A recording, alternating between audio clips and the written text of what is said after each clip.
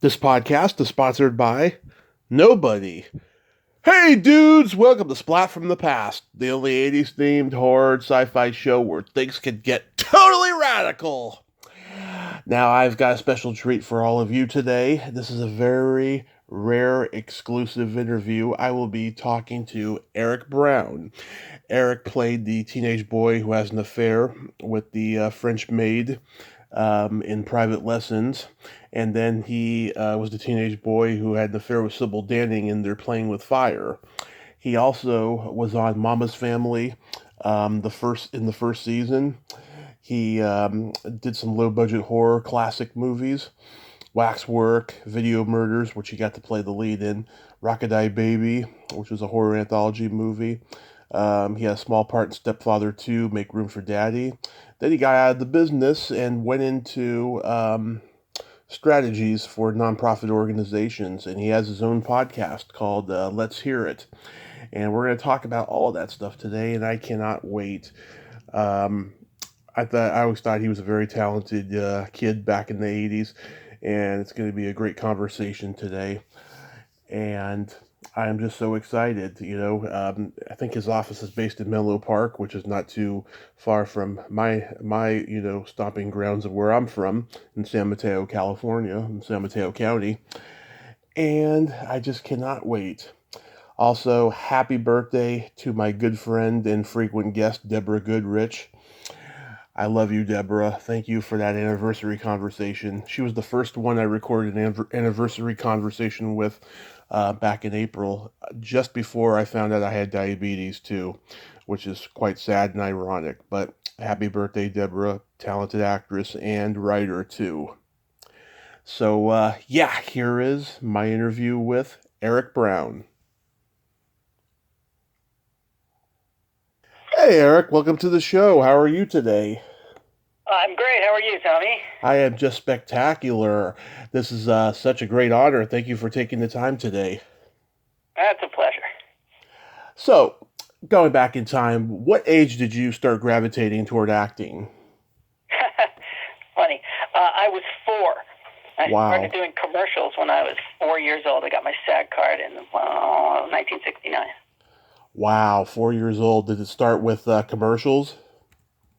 Yeah, I was on a Listerine commercial in which I blew bubbles through a straw into a glass of milk for 2 days in a hot studio downtown Manhattan somewhere. Wow, that's crazy. Were your parents in the business? My grandmother had a friend who was a talent agent, and I guess the kid's cute. We could use a washer dryer. Let's put 2 and 2 together. Yeah, wow. Were you born and raised in New York? Yeah, Queens. Born and raised Mets fan. So I'm still a Mets fan, which this year is great, but in most years it's devastating. I haven't met too many New Yorkers who admit to being Mets fans, so that's unique for me. That's right. We're hiding under the bed.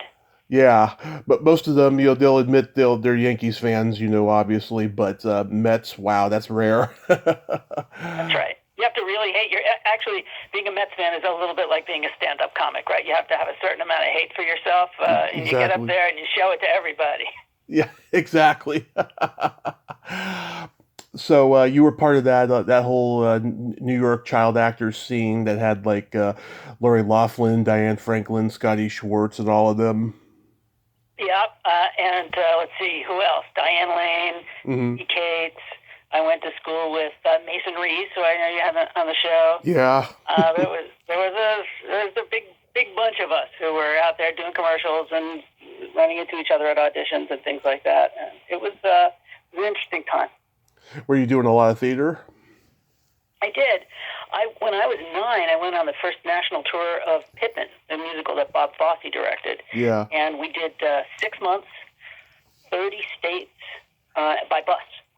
Wow. And that was really, this is 1974. This was an incredible education for me. And I got my equity cards in. And I did a bunch of regional theater.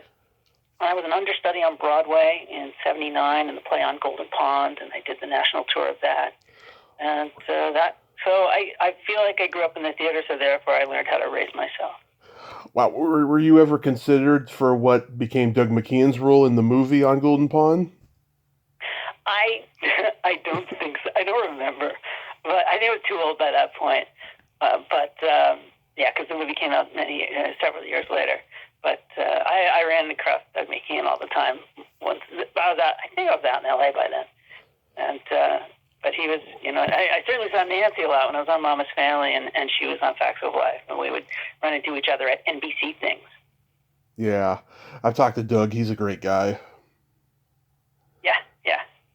Mm. So you attended the professional children's school in New York. Did any of your classmates go on to become successful in acting?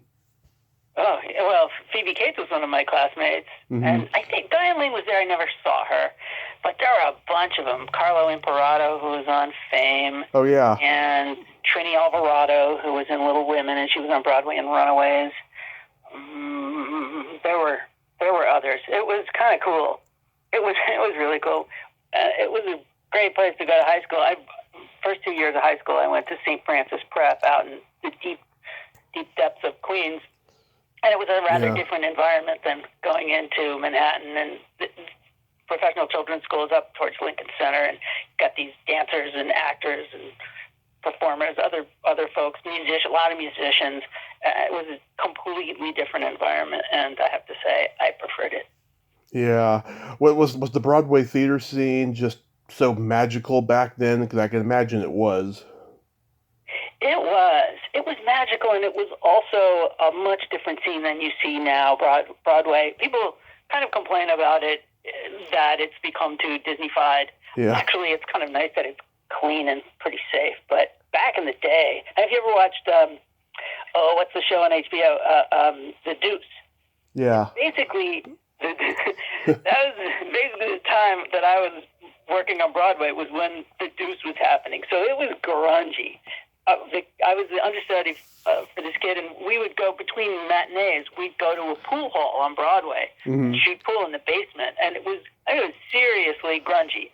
But at the same time, it was incredibly cool to be on and around Broadway, and there were some really wonderful actors working on Broadway at the time. And I remember seeing Sweeney Todd a million times, and Dream Girls was on, and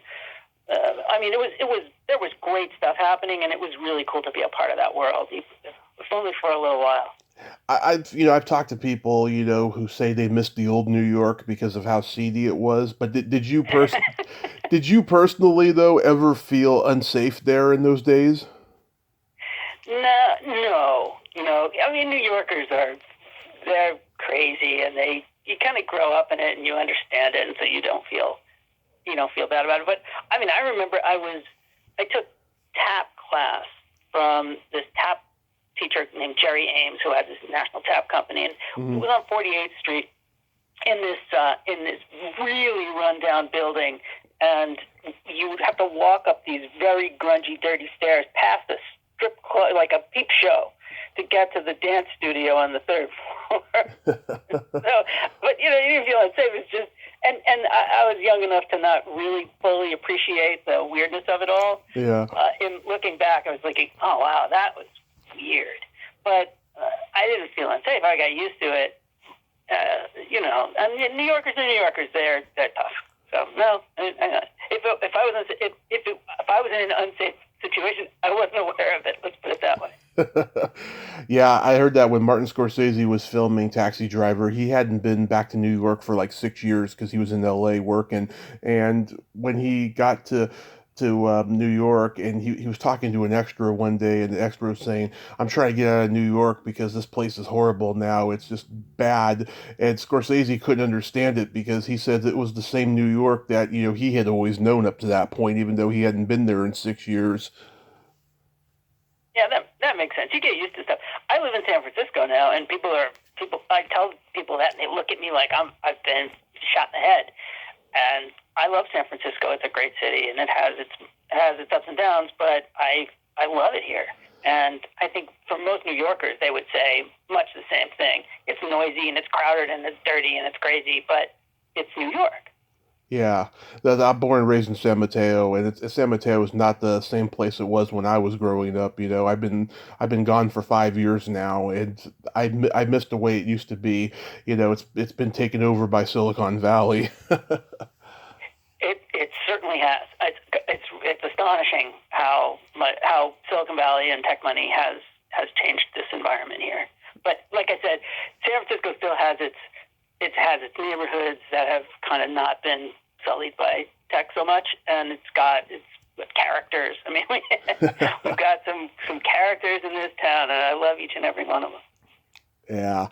So aside from those commercials that you were in, the first on-camera show that you did was the Dane Curse.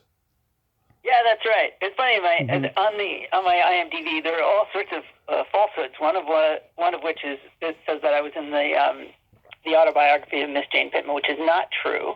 Hmm. My first screen role was on The Dane Curse, which was this miniseries adapted from a Dashiell Hammett story starring James Coburn and Gene Simmons, who was in Guys and Dolls, Yeah. played my mother.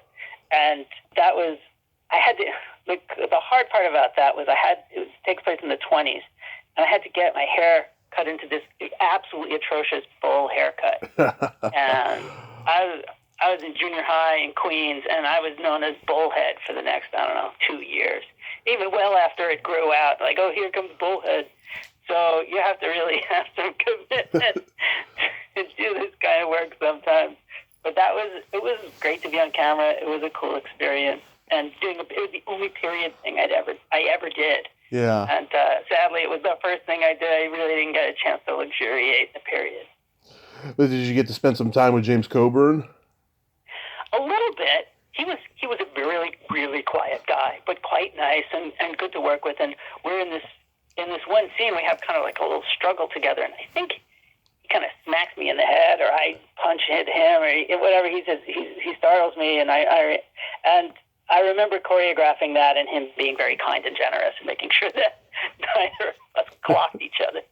Yeah, and David Canary. This is before All My Children. He was coming off of Bonanza at the time. Yeah. That's right. Yeah, and Hector Elizondo. He was in it too. That's an interesting cast. Ellis Rabb, Malachi McCourt, the brother of Frank McCourt, Hmm. and who wrote Angela's Ashes. And so there's a funny story about Malachi McCourt, which I'll tell. I don't know how. It involves a swear word. So the question is, am I allowed to use a swear word You on could the use show? any swear word you want. Okay, all right. So I'm going to tell the story. So Malachi McCourt, he was like a famous Irishman, like the most professional Irishman in New York. He's from Dublin, I think, but he's from Ireland, and he wanted to open a bar in New York, and he wanted to call it the Bells of Hell, which is a drinking song and I think a poem and a bunch of other things in Irish. It's kind of a famous Irish thing, Bells of Hell. Mm-hmm. And so at the time, the Yellow Pages wouldn't let him put the name of his pub in the Yellow Pages because it was called the Bells of Hell, and they didn't like that. He put up this huge stink, and he was calling the Yellow Pages all the time and complaining with them. And finally, they called him up and said, "Okay, Mr. McCourt, he talked to my manager. He says it's okay. We can put your pub, the Bells of Hell, in the Yellow Pages." He says, "That's okay. I've changed the name." They say, "Oh, that's great. What are you going to call it?" He says, "I'm going to call it the Bells of Fuck." Classic Irish humor from Malachi McCourt, who had kind of a sidekick role on Dane Curse. But again, incredibly cool just to sit on a set and see all these people. Yeah. Yeah, but back then, Hollywood was a small place. There was no internet. Everybody knew each other. It was just, it's kind of bizarre when you think about it in hindsight, seeing how the business is now, It is, it's gotten smaller and bigger. Yeah. You think about it, because with social media, you think you know everybody, but you spend a little less time together, I think. Yeah, and the camaraderie is not as great as it once was too, in acting. At least that's what I see. So how do you get cast in private lessons? So I was in New York at the time, and this was one of the million auditions that you go out for, and it was a movie, and okay, fine, I'll go. And I auditioned for it, and I got called back a bunch of times, and I didn't get the part. I got the part of the sidekick. I don't know if you know the story. I got the part of the sidekick, Sherman, and it was because the producer said I didn't test as well because we did screen tests, and they tested us in front of teenage girls or whatever, and so I didn't do as well as the kid who got the part. But the director really had wanted me to be in. He wanted me for the lead, and he made a compromise, and they gave me the part of the sidekick. So I went out to Phoenix, and we started shooting this movie. And I was there for a week or two shooting day exteriors. And I think I had one more day exterior to shoot before I had to go back to New York, and then I would come back a month or so later to shoot the interiors. And I only had a couple of scenes in this. And so I'm there for a week or so, and it starts raining in Phoenix, which it doesn't really doesn't really rain in Phoenix. We're shooting in February, so it was winter, but it doesn't really rain that much. And it started raining, and it just didn't stop raining for about a week or 10 days. And during that time, they started having problems with the lead, and he was let go, which is, I mean, it's so tragic and really bad for your soul. I've had that experience, so I feel awful for him. But I was sitting there in the rain, and they did another screen test, and they had me shoot a scene with Sylvia on a weekend. And it's funny, I was just going through old papers, and I found an old call sheet in which the director had written a note after I had been, so then I got the part. He had written a note to the crew saying that he had never seen a company come together and work on their day off to support an actor. And so that's what happened. I didn't quite realize the import of it at the time, but I ended up getting the part and staying in Phoenix and shooting as the lead. It was a very, very strange experience to move from almost a walk-on to the lead in a movie, a little, Wally Pitt, Lou Gehrig kind of thing. But not to say that I went to have Lou Gehrig's career, but it was a weird experience, but I enjoyed it. It was a really cool thing to do, and they say is infamy. It's always been a comedy I certainly like. What did your parents think about the script and you playing this role? So my father had passed by that point. I was 11 when he died. I'm sorry. My mother and me and my sister, and my mother always, let's just say, she encouraged me highly into the business. And I wouldn't call her a stage mother in the classic sense because she wasn't pushy, but she really, really wanted me to succeed, and she was. Whenever I would say I don't want to go for an audition, she'd get mad at me. So anyway, she encouraged it, and she didn't really have any misgivings. I still don't think she does. There's a huge private lessons poster in her house. So Oh yeah, feel okay about it. That's awesome. Yeah. I talked to Dan Greenberg last year, who wrote the movie. He says the story wasn't autobiographical in any way. It was just a short story he wrote for a book in the '60s, and then just adapted it into a movie. Well, it's interesting because it wasn't designed to be a sex comedy, believe it or not. It was designed to be a murder mystery. And if you read the book, it's a murder mystery. And when we started to make the movie, that's kind of sort of how we shot it. And the producer we had our challenges with the producer, but he certainly had an understanding for the market. And he realized at some point in the early edit that this wasn't working the audience doesn't like the fact that what's going on here. And in the movie, in the book, the reader thinks that Miss Mallow is dead for a long time. So they think that this kid thinks he's killed this woman for a really long time. And so does the audience. And the audience really hated that. Yeah. So they basically recut the movie and they reshot it to turn it into a sex comedy. And that's kind of interesting. It's the rare sex comedy that is based on a murder mystery novel. But this was one of them.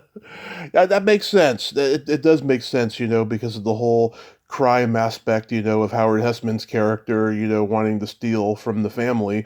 So that does make sense. Well, the other really funny thing about this is that Ed Begley, of course, plays my tennis instructor. Yeah. But when we were shooting the movie, he was an actual detective. he plays a tennis instructor posing as a detective Yeah. in the movie. But when we were shooting the movie, he was just a detective. Oh my he didn't know God. he was a tennis instructor yet until the rewrites came in. So when you see how he plays this detective, you say, "Wow, he's really getting into the part." Well, the fact is that Beckley was playing a detective at the time, not a tennis instructor posing as a detective. So when you step back and know all those things, it's pretty funny. Yeah. But that's showbiz, right? Yeah, that's crazy too. And Begley is so funny anyways, so he's great at playing, both sides of that character. Beckley was amazing. We were very, very lucky. We had an amazing cast. Hmm. And many of whom came. So the director, Alan Myerson, came from the committee in San Francisco, Right. the improv group. And Howard worked with them, and Begley did too. And then there was Dan Barrows, who played the gardener, and Peter Elbling, who I know you've had as a guest. Yep. He had a cameo as the French waiter. Yeah. In this very one scene. So these guys they all knew each other really well. They loved being together. They were very funny. Being on the set was kind of hard to keep a straight face because everyone was just so into it and very, very, very funny. Yeah, they were all great, I mean, like I said, going back to that camaraderie thing, back then there was a smaller world and everyone worked together. Howard Hessman, we just lost him recently. I heard he was a guy who took his work very seriously. He didn't suffer fools. Did you find that to be so when you worked with him? He was, I don't know, he was great to work with. I have to tell you, Mm-hmm. He had a very, very dry sense of humor. Yeah. Really sarcastic and cutting and that. But he was very generous to me. He knew I was as raw and green as you could get, and because we had so many scenes together and we were antagonists, he was very helpful and made it fun and cool. So if he doesn't suffer fools, it's only because he really cares about the work. Right. And he was great to work with. I got to tell you. That's good, yeah. And Begley, I emailed him years ago some questions, and he took the time to reply me back. He's a great guy from those emails alone. I can tell that he's a great guy. And truly one of the funniest human beings to ever put on a pair of shoes. Yeah. He is a screamingly funny human being, and it was so much fun to hang out with him. Yeah. Now, being that you were, 15 or however old you were, it must have been awkward for you to do the graphic sex scenes in the movie. Well, and I always joke that I did my own stunts. Yeah. It was so okay. Here's kind of a funny thing. Mm-hmm. Because I had grown up in the theater. I really kind of, maybe almost pretentiously so, considered myself a true actor. Mm-hmm. And I approached all these scenes as an actor would, and I don't think occurred to me that I should have been scared shitless. But I was just kind of trying to play the scene. So it wasn't as awkward as it should have been. I should have been. I don't know how I would have gotten up in the morning if I was really thinking about what I was about to do that day. But I just saw it as a role in a scene, and you do the scene, and you hit your mark, and you find your light, you do your thing, and it didn't occur to me that I really should have been out of my mind with nerves. Yeah, I mean Sylvia Crystal, God, she was just gorgeous, and but she probably didn't want to get naked in front of you. That's why the stand-in was there. Who knows why they do all these sorts of things, but it was intimidating to work with her based on her reputation and, her career and all these other things. Mm-hmm. And she was really generous and kind. And I don't know, I wasn't in the meeting when they tried to figure out who was going to, whether they were going to use a body double or not. But she was in many of the scenes. They were in many scenes together that involved close contact, that's for sure. And it's amazing too. I don't know how much the budget was on this movie, but they got a lot of great music for the soundtrack. I don't know how they did it. I honestly don't know how they licensed all those songs. It was a pretty low budget movie. But again, this is another one of those things. Definitely, like the old days, you could license a song for cheap. Now you can't. Yeah, especially those songs. They had like all the Rod Stewart songs and stuff. Yeah. Yeah, and Earth, Wind & Fire and Eric Clapton. I mean, there's a good soundtrack. Oh yeah, and of course it ends with Willie Niles. That's the reason, which is like the only song of his that most people know. Right, right. And of course, we had no idea what the soundtrack was going to be when we made the movie, so Nobody that all does. happens in post. Yeah, and the kid who played Sherman eventually, he was hilarious. Did you ever stay in contact with him? So here's another crazy story. There's so many crazy stories in this movie. We were both students at St. Francis Prep in Queens. Okay. And when I got the part of Philly, they cast this kid Sherman to come, and he comes out from New York. He's got this thick New York accent. I'm like, where are you from? From Queens. Where? Fresh Meadows. Fresh Meadows. Where you guys go? I go to Prep. What? So there's a national search for these two actors. They both come from the same Catholic school in Queens. I mean, that's crazy. And Patrick went on to be a lawyer and a district attorney. I think he lives in Ohio. And this world, it's a weird business. Yeah. And Jan de Bont, he was the cinematographer, and I think it was his first movie. It was his. I don't think it was his first movie. He's Dutch. I'm sure he made movies back in the Netherlands. Yeah. And Jan ended up directing Speed. Yeah. And he also became a great biggity big shot. And he also wasn't shooting a sex comedy. We used to call him the Prince of Darkness because he would paint with shadows. I think he was making a Fellini movie or a Bergman movie, and we spent a lot of time. Of course, producers would be on him to keep shooting, to move things along. But we all thought we were making Citizen Kane. Yeah, Citizen Kane, the Citizen Kane of teen movies. Citizen Kane gets seduced by his governess. Yes. Yeah, yeah, and about 2 years later, there was an imitator, My Tutor. Do you remember that? Oh yeah, there was a whole bunch of. There's My Tutor. And then of course there's Private School and Private Resort and Private this and Private that. They made a Japanese version of Private Lessons. Yeah, Dan wrote Private School. They made another remake. I don't know. There's a lot of that stuff. Yeah, Dan wrote Private School with his then wife. Yeah. That's right. How does Mama's Family come to you? Let's see. That was another one of those things. I'm back in New York. The movie's over. It comes out. It does well. And I'm auditioning for a million things. Mm-hmm.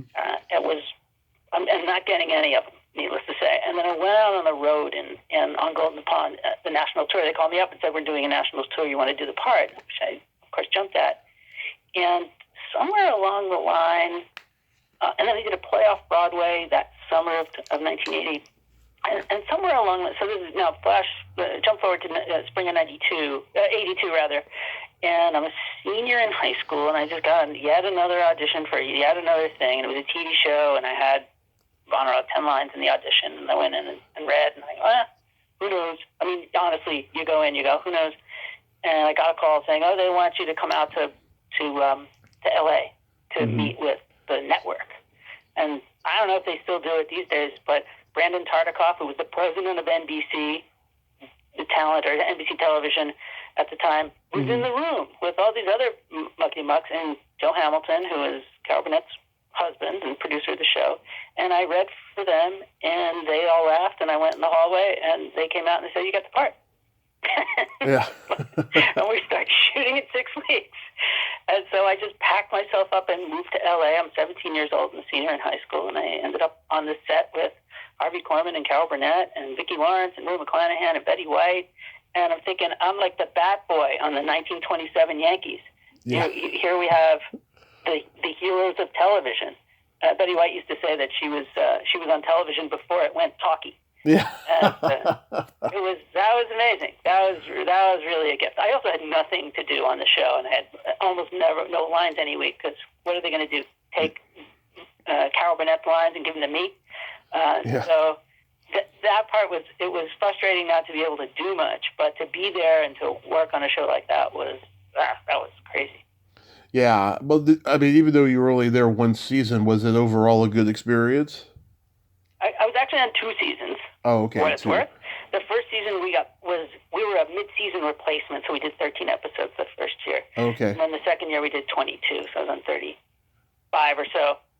I wasn't in every. I was in 29 out of 35, something like that. But so I was there for 2 years, and we shot over the course of 2 years.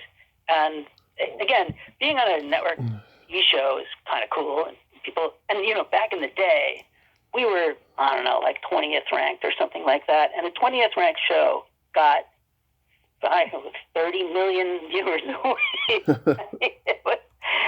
It's so different. There were 3 choices on television. NBC, ABC, and CBS, and that was it. So we were kind of all there was. And if you were the 20th ranked show, you would have been like the top ranked show on network television right now doesn't get nearly the kind of viewership that we got back then. So people would recognize you. You were kind of there, and like, you get people would just see you on the street. When nowadays the 20th ranked show on NBC, you don't even know who they are. Yeah. So it's different. It's just different.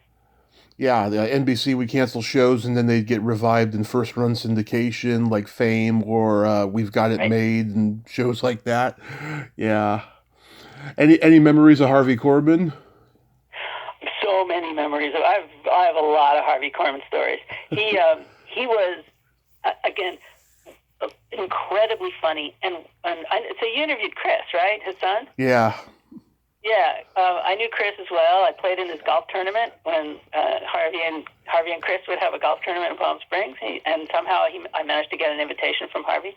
I went out with his daughter briefly, and would be in his house when he'd come home, and he would look at me like, I have to look at you all day long. I do not want to see you when I come home. Get out. And he would do it kind of jokingly. He was, but famously neurotic.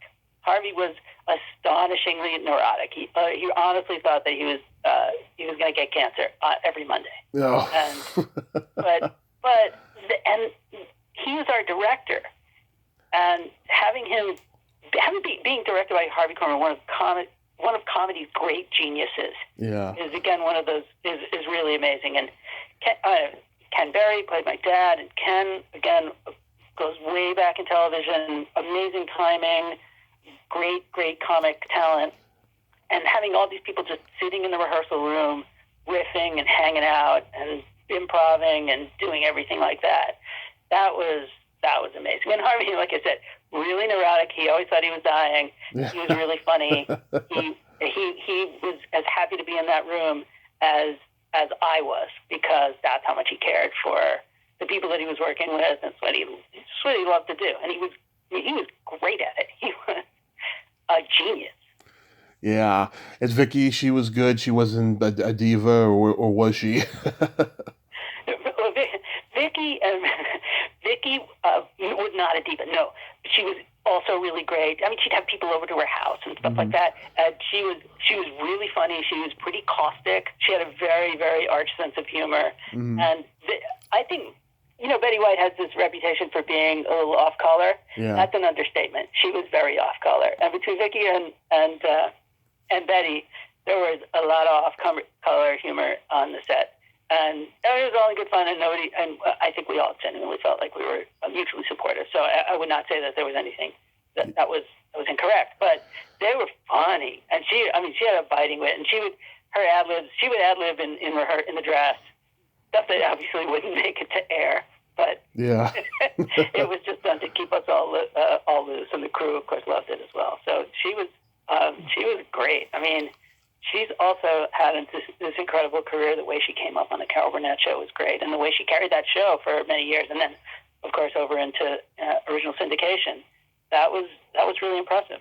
Yeah, and Alan Kaiser, he's been on my bucket list for a while, but I can't seem to get in touch with him. Yeah, of course I never met him. He essentially replaced me after the show got canceled from NBC and went back on it in original syndication. But it was a different character. His character was funny, and my character was not funny. So that might have had something to do with it. But I mean, the show went on to have a really great run, and it's cool to be associated with it. Yeah. So you re-enter the same type of situation with They're Playing with Fire. Were you reluctant at all to do that movie? Very. I wanted to work. I think it was was I doing? I was still on Mama's Family when I got that movie. And my agent said, like, this is crap. You don't do this, it's crap. And I'm like, I want to do it because I want to work. And I mean, it was a pretty terrible movie. And in retrospect, I probably might have found another opportunity. But at the same time, I loved being on a movie set, and I worked with Andrew Prine, who is a badass. Fun. I just saw him on an old Columbo, and I'm like, there's Andy Prine. That guy was amazing. And Gary Graver shot the movie. He was the cinematographer. And Gary Graver, of course, was Orson Welles' cinematographer on this movie that they finally put back together again. Yeah, Gary had chops. It's always amazing the folks that you meet along the way. Yeah, he started out with Orson Welles, then he was doing porn, and then he was doing low-budget exploitation movies, not just the ones he directed, but other people's, like this. Oh, yeah. Yeah. Gary would do, honestly, Gary would do anything. Yeah. He would do anything. He just, again, I think he's just like being on a movie set, he liked shooting, and he did what he did. I was reading this piece about Nicolas Cage. He also approaches every job as though it's Citizen Kane. Yeah. And throws everything into it. And I think Gary's the Nicolas Cage of cinematographers. Let's put it that way. Yeah. Sybil Danning, I think that she's like the queen of exploitation films. What was she like to work with? Sybil was terrific. She was, I think we were all making a paycheck, and she was one of them. But she was great to work with. It was a hard shoot just because it was really low budget, so we were grinding hard. But I have nothing but great things to say about her. Yeah. And Dominic Brazia, who's no longer with us, his memory has been tainted by, Corey Feldman's documentary, but you can't diminish the guy's talent. He was a funny guy in, all the movies that he was in back in the 80s. Dominic Brazia was my link. After I stopped getting acting work, I started doing production work, and I saw that he was making this low-budget movie, so I called him up and said, hey, happy to work for free because I want to learn what it's like behind the camera. He said, oh, great. You want to be the first assistant director? I said, sure. So we made this movie called Evil Laugh, and I was the first AD. And I had been on several movie sets, not a ton, but enough. And so I started calling first ADs I knew and asking them, what do I do? And the best piece of advice I ever got was from one guy who said, there's one rule about being the first AD, which is that you can't push a rope. And he didn't really elaborate, but what I think he was trying to say is that you have to lead from the front and bring people. You have to, if you're going to ask somebody to do a job, you have to be willing to do it yourself. Yeah. That actually turned out to be pretty good management advice over my real life career later on. But Dominic and I we worked on this movie. We shot this movie, Evil Laugh. If you haven't seen it, it's absolutely positively of the genre, 1980s slasher movie, shot in 10 days on one location, and it's quintessential 80s slasher, low budget horror movie, and kind of fun in its own special way. Steve Baio was a producer and was in it, and who else? Anyway, so I knew not only did I work with Dominic on Playing with Fire, but we ended up working together in low budget horror. And it's what got me started doing production work for the next, 5, 6, 7 years, something like that. Yeah. Speaking of horror, you were in Waxwork with Zach Galligan, who I've met twice. Very interesting guy. How did you... That sounds like a euphemism. Yeah. I meet him at a con, and I told him, I told him I wasn't too scared of Gremlins when I was 3. I was too scared of another movie. I can't remember which one at the moment, but he went into this 5-minute diatribe about why is it our earliest memories are always about something we're scared of and not something pleasant.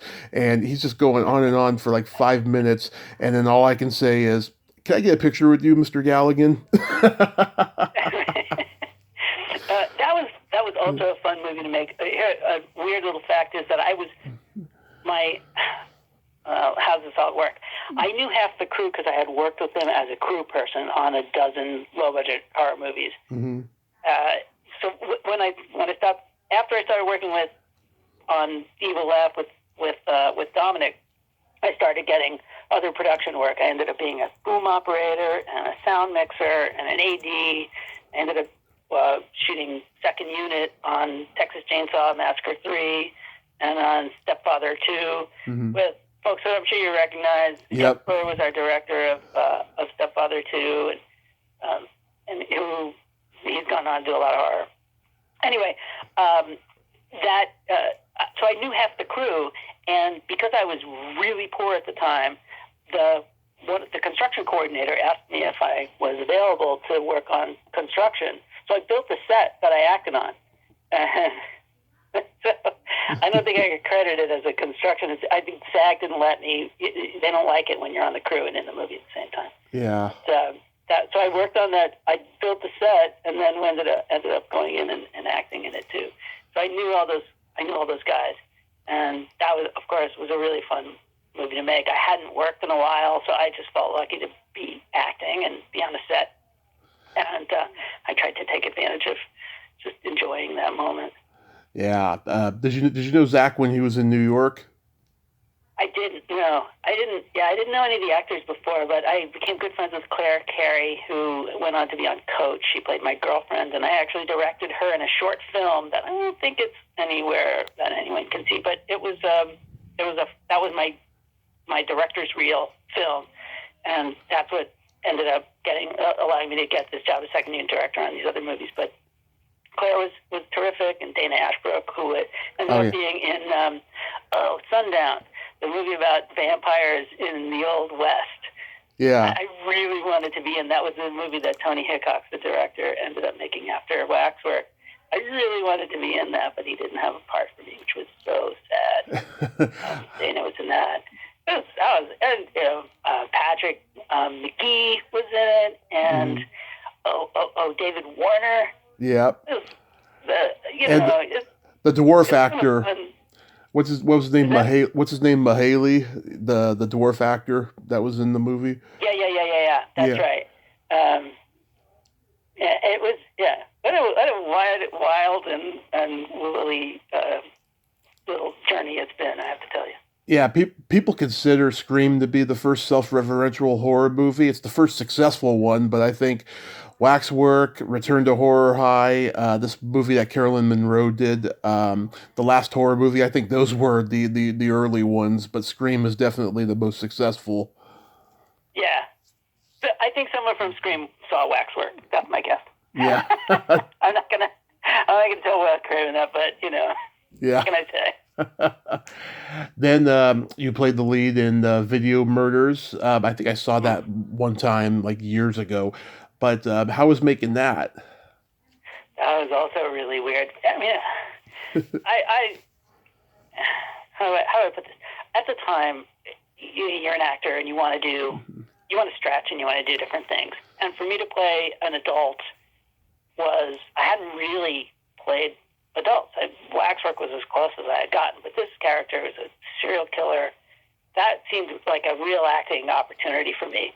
In retrospect, the subject matter is just too troubling for me, and I can't watch movies like that anymore. So I wished that there was a better way to have been an adult actor than that. And I don't know what else to say about it other than that I wished it had a different subject matter, and I didn't feel like I had the luxury to turn down work, and it was a great opportunity to stretch as an actor and to play a really dark character. Yeah. Which, making the film itself was really interesting. We shot in Shreveport, Louisiana, which is an atmospheric place, let's just say, and spending time there in this character. And I also confess that I was a bit of a method actor at the time, so I was kind of walking around with this kind of mad mentality in my brain. So it was a challenge, and it was interesting, but I can't watch that movie anymore. I have to. I've talked to people who worked with Jim McAuliffe Sr. He was a Cajun horror filmmaker. He had done The Creature from Black Lake and Motel Mountaintop Massacre and all of that stuff. Yeah. But he also did, was it Where the Red Fern Grows? Like one of the great children's movies. I think that's what it was. But you're like, movie makers are interesting, aren't they? Yeah, yeah. A lot of guys, they can get out of the one genre type cast directing, and then others can't. Others can, Adobe Gray was in the movie. Do you have any thoughts, any remembrance about him? Wow, I don't remember. I don't. That's you got me stumped on that one. I've tried to deliver on every one of your reminiscences, Tommy, but this one's got me. Don't be great. I can't remember. That's okay. You grew a beard out for the role. Was that your idea, or that the character? Yeah, I just Oh, wanted to look older. I had such a young face back then. I figured anything that would hide it was a good idea. And also, it's kind of menacing and icky looking, so it made sense. I'm not very beardy. I just now I just look like an old man, but but it was. I think I looked pretty unpleasant. and tell me about Well, of course. yeah. Tell me about Rockadie Baby. Oh, that's another one of those things I do with that favor for a friend who's a producer. Like, I look at that, I saw a scene from it the other day, and I'm like, oh, no, no, no, no, no. I want to buy up every last copy. And it was an anthology, and we played kids, college kids, and some kind of weird thingy. So that was another one. It was a friend of mine said, will you be in my movie? And I'm sure. But, Yeah, that's before the internet, before I realized that people would watch this thing forever. yeah. There was a horror anthology movie a couple years before, Dead Time Stories, which I've interviewed a few people from. It's where each story is a modern day version of a fairy tale with sex and crime thrown into the mix, like Little Red Riding Hood, Goldilocks and the Three Bears, stuff like that. Yep, that sounds about right. And then tell me the Stepfather 2 experience. Stepfather 2.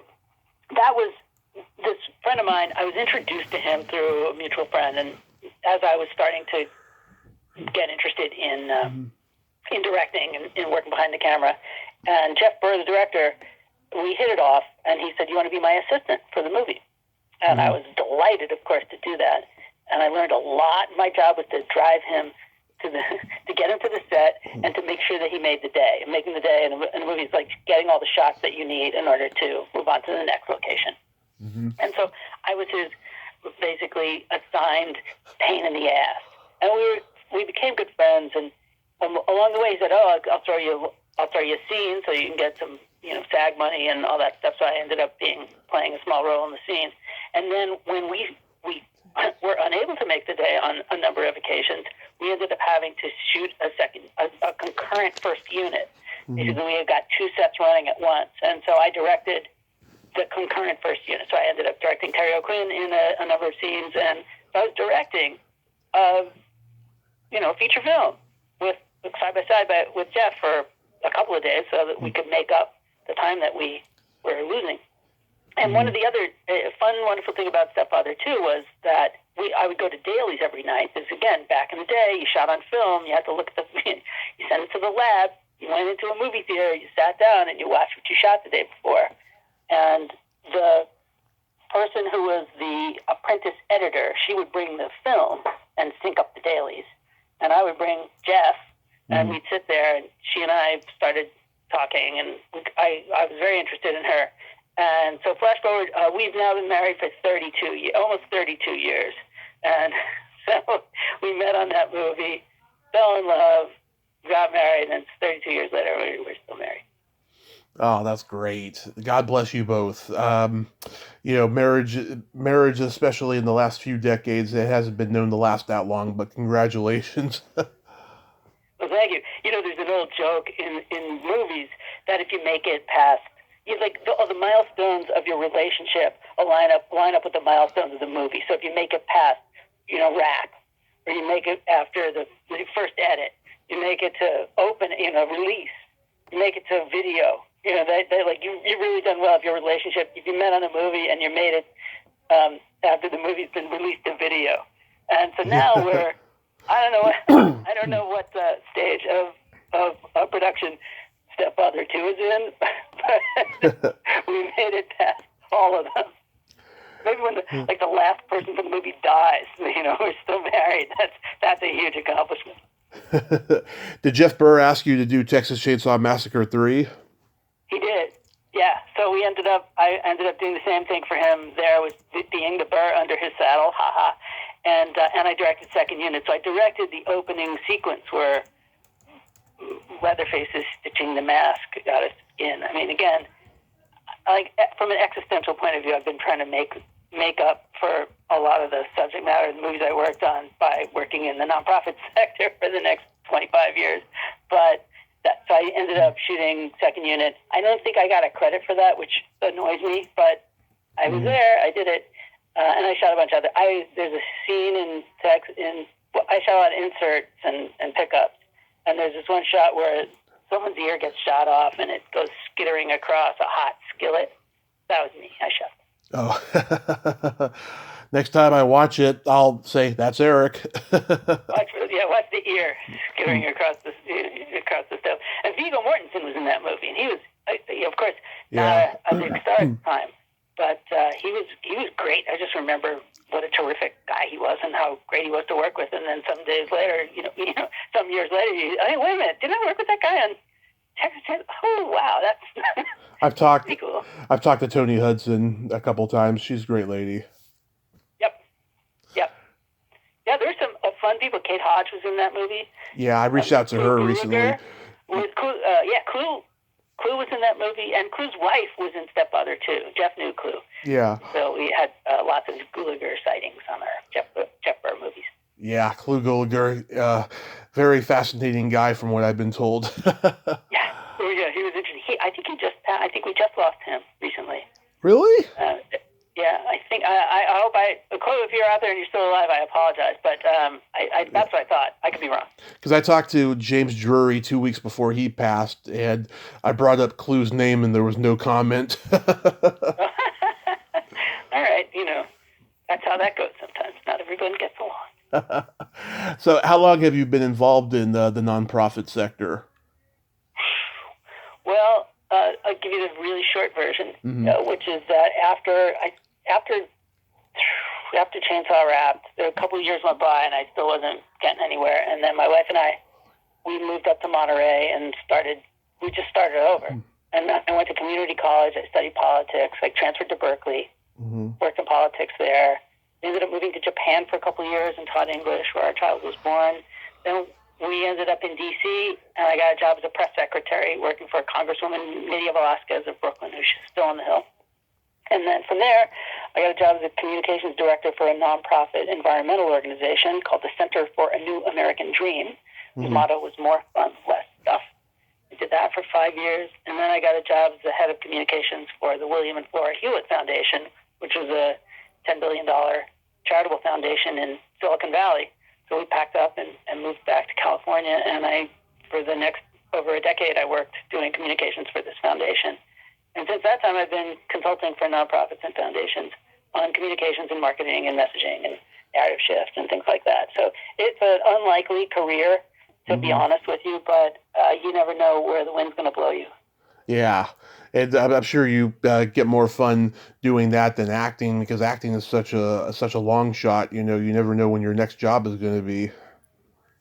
Hey, look, if you don't need the work, acting is great, because then you don't care if you don't get the job, and then you can pick the things that you really want to do. But very few actors have that luxury. I certainly didn't, and your career does. You never know what's going to happen if you take this road or that. And if I were in Hollywood still, I couldn't tell you what I'd be doing or whether I'd be successful or not. I only know what I did. And I've had a really, really good career and a good life, and I have a great family, and I do what I hope to be meaningful work. And that's all I think anybody really can hope for. That's wonderful. You have your own bottle of wine, I see.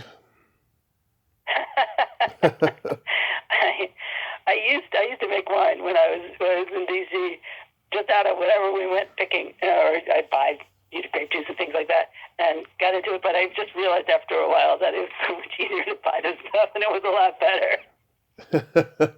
I can't drink. I'm type 2 diabetic, and I've been sober 7 years. But yeah, I used to love a good red wine.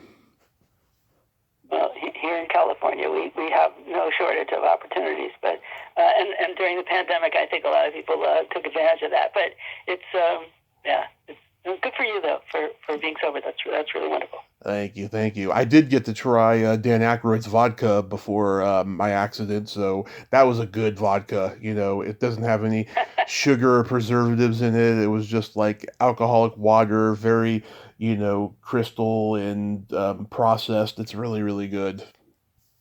But was it funny? It's called the Crystal Skull vodka. Did he make funny vodka? Because Dan Aykroyd.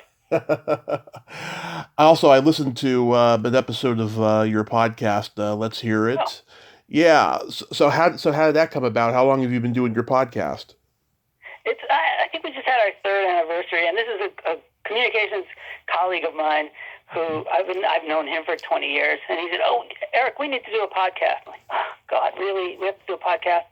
And it was his stupid idea, but I because I do all the work, and but it's really fun, and I get to talk to people who are making a difference in the world and on a variety of areas like environment and social change and other things like that. And we, it's as you know, I mean, I've done 65 episodes or something like that. I think I'm a big shot. You've done what, 1,500?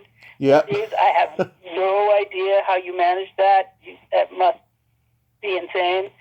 But it's a lot of work, but it's a lot of fun, and it's an opportunity to talk about the things you care about, and just like you're doing. So, congratulations to you, Tommy. Oh, thank you. Yeah, I mean, it's been a wild ride. I'm celebrating my 5th anniversary this week. I have to mix an anniversary show. I did all these pre-recorded short conversations to celebrate and stuff.